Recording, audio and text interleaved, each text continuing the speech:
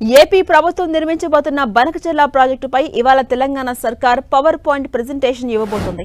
మంత్రులు, ఎంపీలు, ఎమ్మెల్సీలు, ఎమ్మెల్యేలు అందరికీ దాని గురించి తెలియజేసేందుకు ప్రజాభవన్లో ఇరిగేషన్ శాఖ మంత్రి ఉత్తమ్ కుమార్ రెడ్డి ఈ పవర్ పాయింట్ ప్రెజెంటేషన్ ఇవ్వబోతున్నారు. దీనిపై ఇప్పటికే ఇరిగేషన్ శాఖ ఆఫీసర్స్తో మంత్రి ఉత్తమ్ కుమార్ రెడ్డి ప్రత్యేక సమీక్షలు నిర్వహించారు. ప్రెజెంటేషన్లో వివరించాల్సిన అంశాలపై ఆయన చర్చించారు.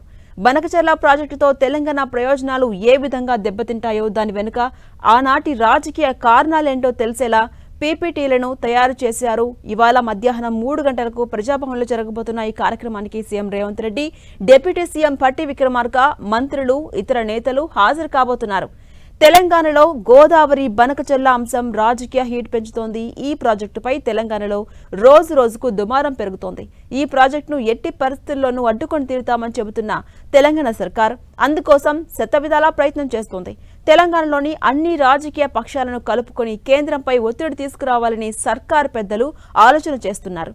గోదావరి బనకచెర్ల ప్రాజెక్టుతో తెలంగాణకు కలిగే నష్టంపై ఇప్పటికే పార్లమెంటు సభ్యులకు పవర్ పాయింట్ ప్రెజెంటేషన్ ఇచ్చిన సర్కార్ ఇవాళ అన్ని పార్టీల ప్రజా ప్రతినిధులకు పవర్ పాయింట్ ప్రెజెంటేషన్ ఇవ్వాలని నిర్ణయించింది.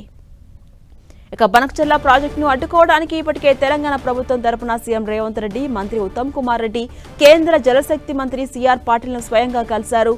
బనకచెర్లను ఆపాలంటూ వినతి పత్రం ఇచ్చారు. మరోవైపు అన్ని పార్టీలను కూడగట్టుకుని కేంద్రంపై ఒత్తిడి చేయాలని చూస్తోంది తెలంగాణ సర్కార్.